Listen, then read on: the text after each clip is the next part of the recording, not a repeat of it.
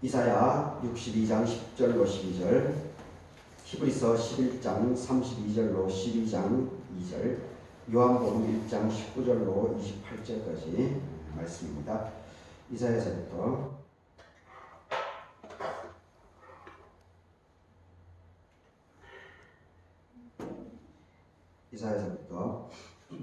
한 구절씩 나누어서 읽어보도록 하겠습니다. 성문으로 나아가라, 나아가라. 백성이 올 길을 닦으라. 큰 길을 수축하고 수축하라. 돌을 제하라. 만민을 위하여 기치를 들라. 여호와께서 땅끝까지 선포하시되 너희는 딸 시온에게 이르라. 보라, 네 구원이 이르렀느니라. 보라, 상급이 그에게 있고 보응이 그 앞에 있느니라 하셨느니라. 사람들이 너를 일컬어 거룩한 백성이라 여호와께서 구속하신 자라 하겠고, 또 너를 일컬어 찾음받은 자요 버림받지 아니한 성읍이라 하리라. 히브리서 11장입니다.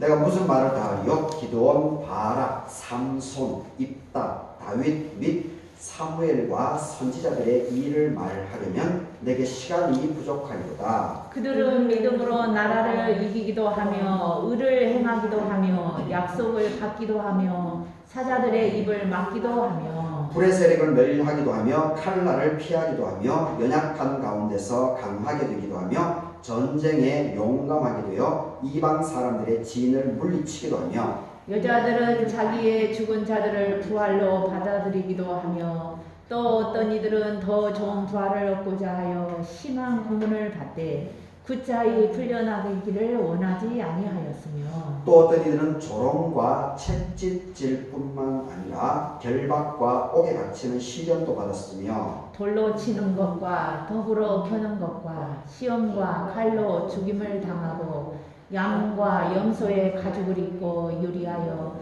궁핍과 환난과 학대를 받았느니 이런 사람은 세상이 감당하지 못하느니라. 그들이 광야와 산과 동굴과 토굴에 유리하였느니라. 이 사람들은 다 믿음으로 말미암아 증거를 받았으나 약속된 것을 받지 못하였으니 이는 우리 하나님이 우리를 위하여 더 좋은 것을 예비하였음즉 우리가 아니면 그들로 온전함을 이루지 못하게 하려 하십니다. 이러므로 우리에게 구름같이 둘러싼 허다한 증인들이 있으니 모든 무거운 것과 얽매이기 쉬운 죄를 벗어버리고 인내로써 우리 앞에 강한 경주를 경주하며 믿음의 주여 또 온전하게 하시는 이인 예수를 바라보자. 그는 그 앞에 있는 기쁨을 위하여 십자가를 참으시고 부끄러움을 개의치 아니하시더니 하나님 보좌 우편에 앉으셨느니라. 아멘. 마지막으로 요한복음 1장입니다. 유대인들이 예루살렘에서 제사장들과 레위인들을 요한에게 보내어서 너가 누구냐 물을 때에 요한의 증언이 이러하니라. 요한이 드러내어 말하고 숨기지 아니하니 드러내어 하는 말이 나는 그리스도가 아니라 한데 또 묻되 그러면 누구냐? 너가 엘리야냐? 이르되 나는 아니라. 또 묻되 너가 그 선지자냐? 대답하되 아니라. 또 말하되 누구냐? 우리를 보낸 이들에게 대답하게 하라. 너는 너에게 대답하여 무엇이라 하느냐? 이르되 나는 선지자 이사야의 말과 같이 주의 길을 걷게 하라고 광야에서 외치는 자의 소리로다 하니라. 그들은 바리새인들이 보낸 자라.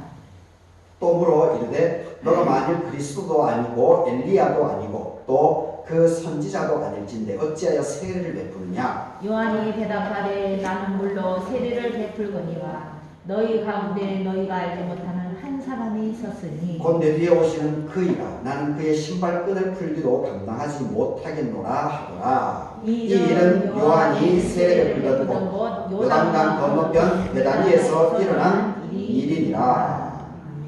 아멘. 오늘 이 새 본문으로 세상이 감당하지 못할 사람들, 세상이 감당하지 못할 사람들 인정으로 말씀을 생각을 해보도록 하겠습니다.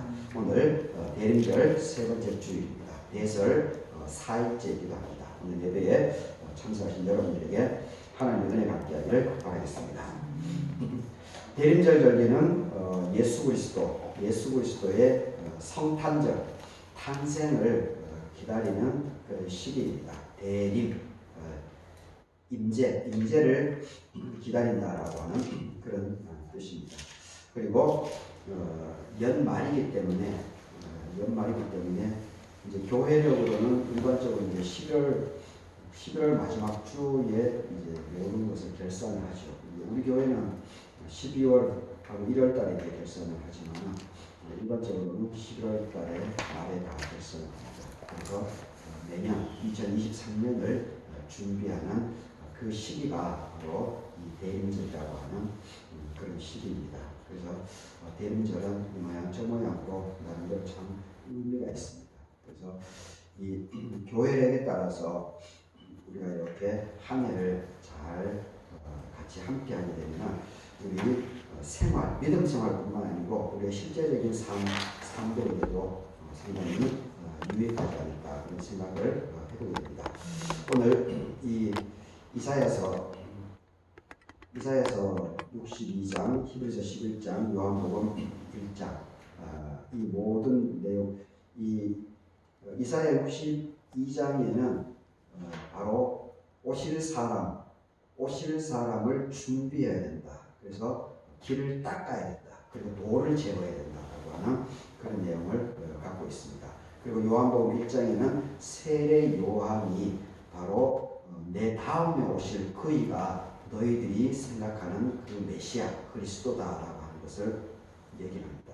근데 결과적으로는 바로 예수님이 바로 그분이다라고 하는 것을 세례 요한이 확증적으로 그리고 아주 공개적으로 드러내서 숨기지 아니하고 드러내가지고 자신감 있게 당당하게 세례 요한이 바로 예수님이야말로 너희들이 생각하는 그 메시아다라고 하는 것을 얘기를 하고 있습니다.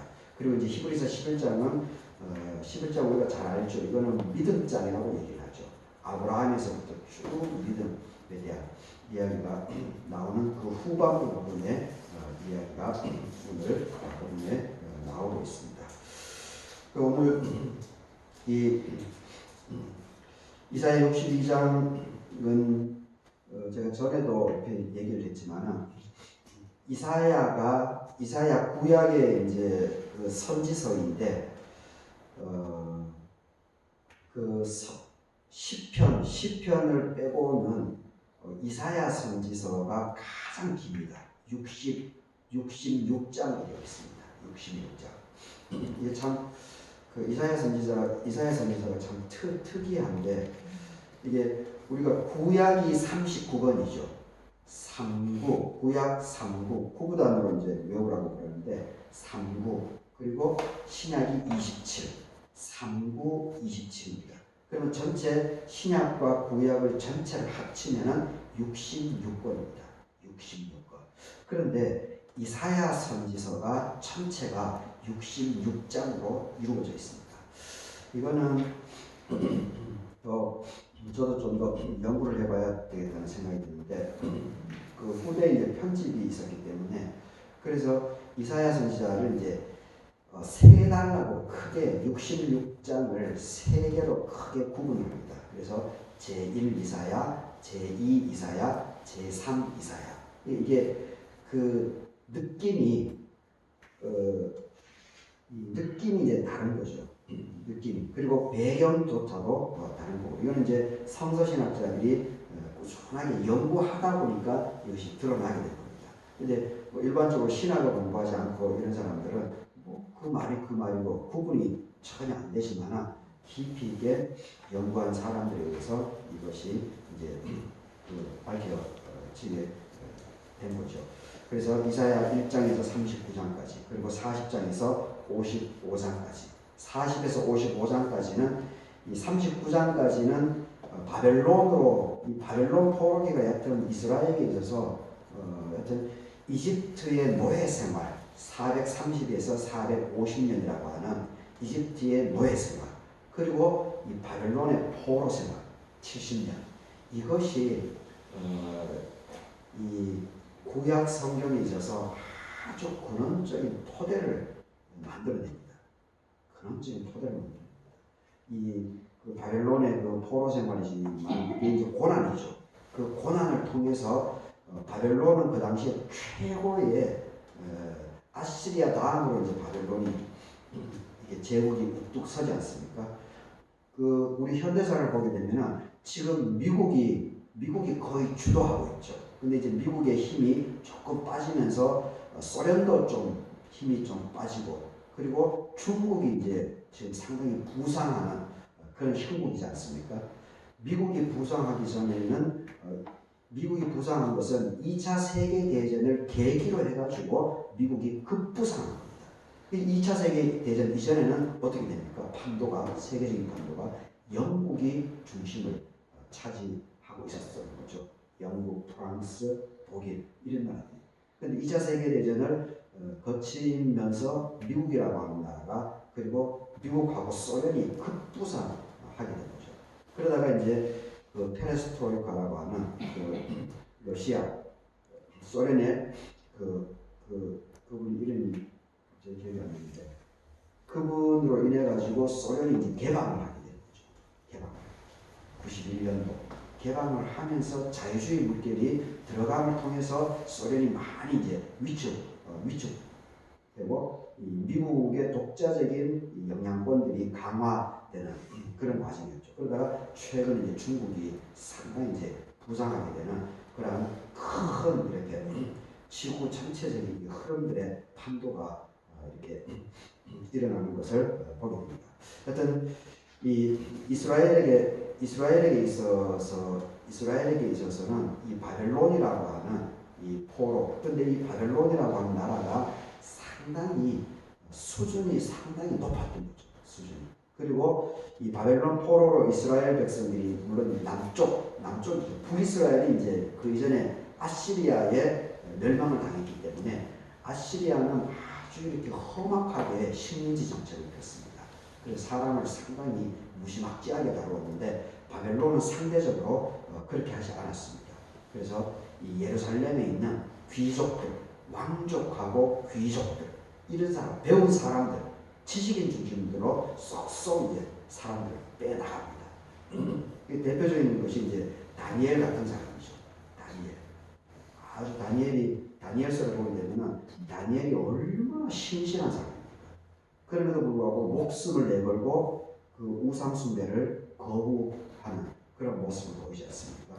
그러니까 아주 이게 유대인 중에 유대인인 거죠. 그러니까 왕족하고 철저하게 유대 정신을 갖고 있는 사람들만 바벨론으로 포로로 잡아갑니다. 그리고 그 사람들이 일정 정도의 대우를 받았습니다. 우리는 바벨론 포로기라고 해서 물론 일본 놈들도 사실은 좀 그런 측면이 있죠. 우리나라의 고급 인력들은 일정 정도 자기 편으로 그걸 만들죠. 그러면서 식민 정책에 이용한 그런 부분이 있는데, 하여튼 이 포로라고 하는 바벨론 포로기라고 하는 것이 어떤 구약에 있어서 이집트의 노예 생활과 더불어서 상당히 중요한 역할을 하게 됩니다. 그래서 하여튼 이런 것들을 보게 되면 우리가 우리에게 당하는 찾아오는 고난, 힘겨움, 이러한 것들을 우리가 그것을 어떻게 바라보고 그것을 어떻게 내가 생각을 하고 대처를 하는가, 여기에 따라서 내 삶의 길이 달라진다라고 하는 것을 볼 수가 있습니다. 일반적으로 우리는 물론 이제 야고보서에서 그 부분이 눈이 강조되고 있지만 일반적으로 힘겨움이 오면 그냥 좌절하죠. 포기하고, 그리고 대상을 향해서 막 분노하고 이렇게 감정에 휩쓸리는데, 근데 그 감정에 휩쓸리게 되면 에너지가 다 소진됩니다. 에너지가. 그런데 그런 기회를 통해서 나를 돌아보고 나를 깊이 있게 성찰하면서 나의 부족한 부분들을 발견하고 이것을 극복하려고 부단하게 애를 쓰다 보게 되면 하나님의, 내가 상상하지 못한 하나님의 역사가 일어나게 되는 것을 보게 됩니다. 그것이 바로 이 이집트의 노예 생활 450년이고 그것이 바로 바벨론 포로기 70년의 생활입니다. 그것을 통해서 바로 구약 성경이라고 하는 이 엄청난 이 하나님의 보고가 우리에게 이렇게 선물로 받아보게 되었습니다. 오늘 읽은 이 62장의 이 성경은 제3 이사야에 속하는 거죠. 그래서 전에도 제가 언제 한번 얘기를 한 것 같은데, 이 56장에서 66장까지 나오는 이사야의 견해가 그 당시에 바벨론 포로 생활에 마치고 학계 스가랴 선지자가 귀국을 하지 않습니까? 수르바벨 총독과 함께 여호수아 대제사장과 함께 귀국을 합니다. 그래서 그 사람들이 어떻게 합니까? 예루살렘 성전이 무너졌기 때문에 두 번째 수르바벨 성전을 건축을 합니다. 그런데 이사야 선지자는 그 부분에 있어서 이사야 선지자는 상당히 좀 비판적입니다. 적극적으로 지지하지 않습니다. 성전 재건을 하는 것에 대해서. 근데 스가랴나 학계 선지서를 읽어보게 되면은 하나님이 엄청 이제 그 재건축하는 것에 하나님의 호응도가 높았다고 하는 것을 볼 수가 있습니다. 하지만은 이 이사야 선지자의 그 마음을 보게 되면 그렇게 적극적이지 않았습니다. 그리고 참고로 이제 이사야 선지자는 상당히 이 사람은 배운 사람입니다. 물론 학계 스가랴 선지자도 배운 사람이지만, 근데 이사야 선지자는 다니엘과 같이 궁궐에까지도 생활을 했던 사람입니다. 그러니까 비천함에 처하기도 하고, 그리고 최고의 권력자와 함께하는 그런 활동도 했던 사람입니다. 그러니까 보는 시각이 상당히 지금으로 얘기하면 국제적인 감각을 갖고 있었죠. 우리나라만 우물안 개구리가 아니고 국제적인 감각을 갖고 있습니다. 그래서 이 이사야 56장에서 66장에 나오는 이사야 선지자는 예루살렘 성전이라고 하는 물론 성전을 무너졌기 때문에 이스라엘의 어떤 중심축으로서 성전을 재건하는 것에 대해서 그 자체를 반대는 하지 않지만, 그런데 그러한 어떤 뭐라고 해야 되나요? 민족주의적인 관점이라고 볼 수가 있는 건데, 그러한 부분에서는 상당히 비판적이었습니다. 그리고 오히려 이 이사야 66장에 나오는 것을 제가 잠깐 읽어드리게 되면, 내가 그들의 행위와 사상을 아노라. 때가 이르면은 문 나라와 언어가 다른 민족들을 모으리니 그들이 와서 나의 영광을 볼 것이다. 이렇게 얘기합니다. 그리고 66장 21절을 보게 되면, 나는 그 가운데에서 택하여 제사장과 레위인을 삼으리라. 여호와의 말이라. 이렇게 얘기합니다. 이게 무슨 얘기입니까? 뭇 나라와 언어가 다른 민족들을 모으게 될 거예요. 그러니까 이방인, 유대인들이 그렇게 싫어하는 이방인들을 하나님께서 불러 세운다는 겁니다. 그리고 그 이방인 중에서 21절에 있어서는 제사장하고 레위인을 삼겠다. 하나님을 대리하는 그 사람들을 만들어내겠다. 그러니까 예루살렘 유대인들을 너희들 핏줄이 유대인이라고 해서 너희들 우쭐할 필요가 없어. 하나님의 법도를, 율법을 지키지 않으면 속된 얘기로 얄짤이 없어. 전부 다 너희는 다 끌어내버릴 거야. 그리고 오히려 이방인들, 너희들 그렇게 싫어하는 이방인들로부터 하나님을 섬겨나가는 법도를 따르는 그 사람들 나는 선택해 나갈 거야. 그래서 그 사람들을 통해서 제사장하고 레위인을 만들어낼 거야. 이렇게 얘기합니다. 이거 엄청난 파격적인 얘기입니다.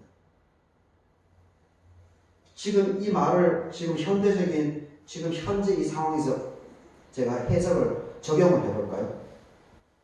이게 상당히 무서운 얘기인데, 너희들 교회에 몸만 왔다 갔다고 한다고 해서 너희들 복 받는 게 아니야. 이런 얘기입니다. 정신을 똑바로 차리고 교회에 왔다 갔다 하고, 그리고 하나님의 법도를 마음 중심에 가지고 지켜나가야 돼. 아니면 너희들이 아무리 교회에 왔다 갔다 한들 나는 너를 부정할 거야. 그리고 교회 안 다니는 그 사람들을 내가 축복해주고 그들을 이끌어낼 거야. 이런 얘기입니다. 아주 무서운 얘기죠. 이사야가 이런 얘기를 합니다. 이 정도로 이사야는 이 보는 눈 관점이 이사야는 다릅니다. 아주 국제적인 감각을 갖고 있습니다. 대단한 사람이죠. 그래서 바로 이 세 번째 이사야 56장에서 66장에 이르는 이것을 세례 요한하고 예수님께서 그대로 받아갑니다. 이게 더 놀랍습니다.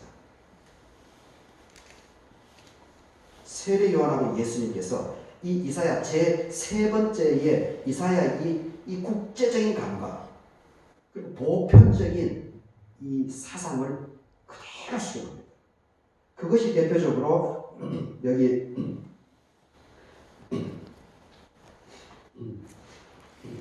그것이 대표적으로 이 요한복음 1장 19절 요한복음 1장 23절에 나오는 얘기입니다. 한번 같이 읽어보겠습니다. 23절 제일 마지막에 잘 안 보일 것 같은데 이르되 나는 선지자 이사야의 말과 같이 주의 길을 곱게 하라고 광야에서 외치는 자의 소리로다 하니라. 지금 유대인들이 결국 그 유대인들이 24절에 보게 되면 바리새인이었다라고 하는 것을 볼 수 있습니다. 그들은 바리새인들이 보낸 자다. 그 유대인들. 그러니까 바리새인들이 이 세례 요한에 대해서 이 세례 요한을 이 당시 사람들은 메시아, 그리스도, 구세주 이렇게 사람들이 인식하고 있었습니다. 그래서 가서 궁금하니까 자기들이 직접 가기에는 사실 이게 막 그 속된 얘기가 쭉 팔리니까 그래서 대신 보낸 겁니다. 자기가 안 간 척하면서 그 정보를 이제 확인하는 거죠. 사람들에게 그런 마음들이 다 있죠. 자기들이 안 하면서 궁금하니까 다른 사람을 그냥 살짝 보내가지고 이렇게. 그래서 너가 누구냐라고 하는 그 대목에서 그것이 나오는 건데 바로 주의 길을 곱게 하라고 광야에서 외치는 자의 소리다. 이사야의 말이다. 이것이 바로 이사야 40장 3절에 나오는 얘기입니다. 이사야의 견해를 그대로 세례 요한이 그대로 받아. 예수님도 이것을 그대로 받습니다. 그러니까 세례 요한과 예수님이 상당히 감각이 그 시대적인 흐름들을 다 꿰뚫고 있었다라고 하는 것을 볼 수가 있습니다. 이게 교회를 다닌다라고 하는 것, 우리가 성경을 이렇게 늘 매주 만예를 통해서 이렇게 함께 성경을 읽고 그리고 이것을 나눔을 할 수 있다라는 것은 큰 축복입니다. 큰 축복입니다. 근데 이걸 그저 교리적으로 자꾸 막 꽤 맞추려고 그렇게 하니까 우리의 시야가 협소해지는 겁니다. 그래서 이단이 나오게 되고 그리고 태극기 부대가 나오게 되고 이렇게 됩니다. 무지몽매한 거죠. 무식한 겁니다. 제대로 성경의 하나님의 말씀을 제대로 풀어서 지금 시대와 비교해서 풀어주지 않았기 때문에 그런 일들이 벌어지고 있는 겁니다. 하여튼 그래서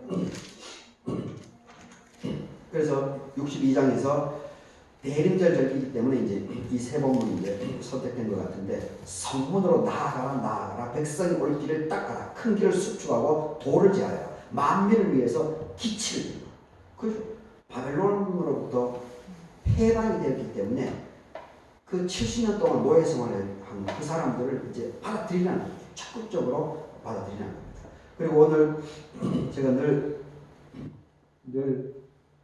묵상기도 할 때 제가 다음 주에는 거기 말씀을 보게 되면 다음 주에 시편 80편 1절 7절이죠.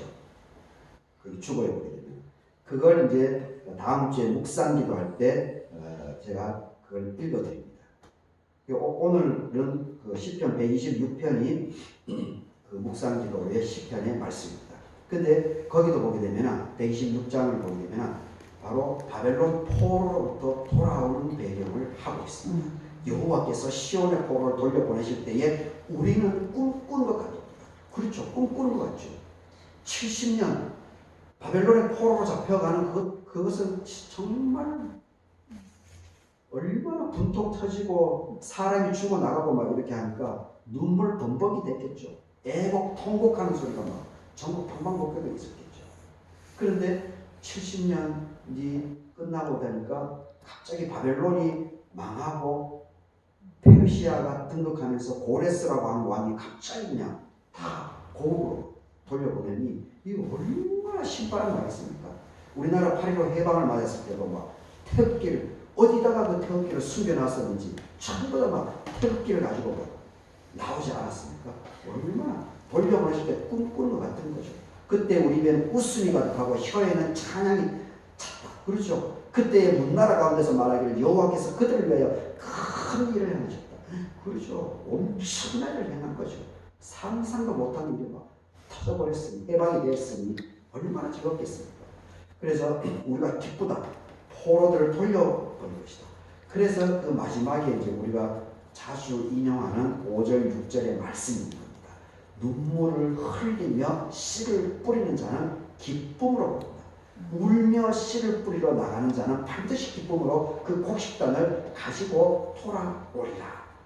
이 5절 6절에 이것이 바로 이런 시대적인 배경, 바벨론 포로로부터 해방되는, 갑자기 해방되어 버리는 이 하나님의 놀라운 역사하심, 여기에 감동을 해서 눈물을 흘리며 씨를 뿌리는 자는 기쁨으로, 이런 고백이 나옵니다. 무조건 눈물을 흘리고 씨를 뿌리는 것이 그것이 아니고 수고하고 애쓰고, 그런데 그것이 결과가 드러나지 않더라도 좌절하거나 낭망하지 말라는, 낭망. 그래서 사람들은 수고하고 애쓰고 그 대가가 곧바로 드러나지 않게 되면 막 좌절을 하죠. 그리고 맥이 빠지고 그렇게 하는데 그렇게 하지 말라는 겁니다. 하나님의 때가 있다는 겁니다. 하나님의 때. 그거는 사람이 그것을 어떻게 하지도 못한다는 겁니다. 그래서 그 하나님의 때에 맞춰서 나의 보폭을 부지런하게 이렇게 움직여 나가게 될 때 그것이 하나님께 쓰임받는 겁니다. 그래서 바로 이 해방을 맞이한 그 부분에 대해서 이사야 62장에서 얘기를 하고 있는 겁니다. 여호와께서 땅 끝까지 선포하시되 너희는 딸 시온에게 이르러서 보라 너의 구원이 이르렀으니 보라 상급이 그에게 있고 보응이 그 앞에 있느니라. 거룩한 백성이라 일컬을 것이다. 다시는 버림받지 않을 것이다. 해방을 맞이한 그때에 바로 이사야 선지자 이런 고백이 터져나왔다는 겁니다. 참 감격적인 거죠. 그리고 히브리 그래서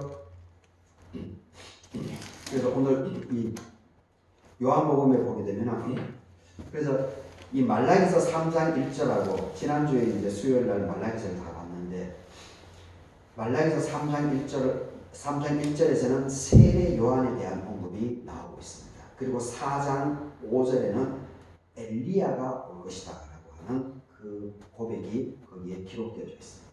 그리고 말라기가 지나고 예수님께서 오시는 그 신구약 중간사가 거의 400에서 500년 사이입니다. 500년.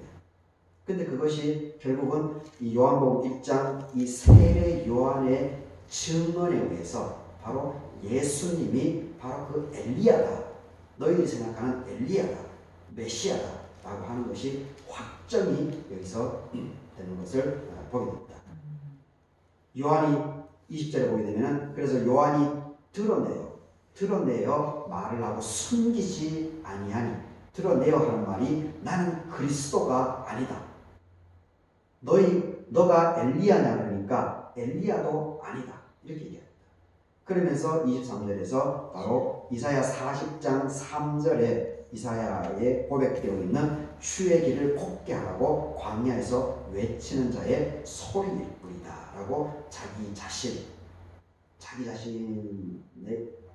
자신이 뭘 해야 되는지를 정확하게 세례 요한은 알고 있었다라고 하는 것을 볼 수가 있습니다. 그래서 이 바리새인이 보낸 사람인데 25절을 보게 되면 묻습니다. 또 묻습니다. 그리스도도 아니고 엘리야도 아니고 선지자도 아닌데 어찌하여 세례를 베푸냐. 거기에 대해서 세례 요한이 그냥 맞받아 쳐버립니다. 맞받아 칩니다. 거기에 대해서 26절에서 나는 물로 세례를 베풀거니와 너희 가운데 너희가 알지 못하는 한 사람이 있었으니 곧 내 뒤에 오시는 그 사람이다. 나는 그의 신발끈을 풀기도 감당하지 못하겠다. 이렇게 얘기를 합니다. 그러면서 오늘 본문은 아니지만은 이 1장 여기서 이어지는 그 본문에 뭐가 나와 있는가 하면은 이 33절하고 34절입니다.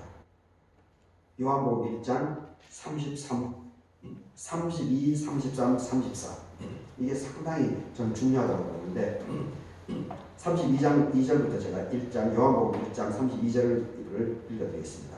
요한이 또 증언하여 이르되 내가 보매 성령이 비둘기같이 하늘로부터 내려와서 그 위에 머물렀더라. 예수님을 물세례를 주고 있는데 성령이 비둘기 같은 성령이 내가 예수님께 물로 세례를 베풀고 있는데 그것이 머물러 있었다는 겁니다. 이게 세례 요한이 직접 경험한 것을 얘기를 해주고 있습니다. 그래서 33절에 어떻게 얘기를 하는가 하면 보십시오. 세례 요한이 참 진실하게 솔직하게 얘기하고 있는 겁니다. 나도 세례 요한 자기 자신도 나도 그를 예수 이때는 그리스도가 아니죠. 예수 우리 예수님을 알지 못하였다라고 얘기합니다. 혈육간에는 이 사람들은 사촌지간입니다. 세례 요한이 예수님보다 6개월 빠릅니다. 혈육적으로는 사촌지간인데 왜 모르겠습니까? 그런데 바로 예수가 그리스도고 메시아다. 우리가 영원하는 바라고 있는 그 사람이다라고 하는 것은 세례 요한도 몰랐다는 겁니다. 사촌형인 자기조차도 몰랐다는 겁니다. 그런데 나도 그를 예수를 알지 못하였다. 그런데 나를 보내어서 물로 세례를 베풀라 하신 그이가 하나님이시죠. 나를 보내어 물로 세례를 베풀라 하신 하나님께서 나에게 말씀을 해주셨다. 하나님께서 벌써 세례 요한에 말씀을 해줬다는 겁니다. 음성을 들려줬다는 겁니다. 어떠한 형태인지는 여기 나오지 않습니다. 꿈인지 계신지 이러한 것들 사도 바울과 같이 다마섹 가는 도상에서 그렇게 되는 건지 이것은 언급되어져 있지 않습니다. 그 방식은. 그런데 분명한 것은 세례 요한이 하나님께서 나에게 말씀을 해주셨다라고 자기의 경험을 고백하고 있습니다. 그런데 그 말씀이 뭐냐? 성령이 내려서 누구 위에든지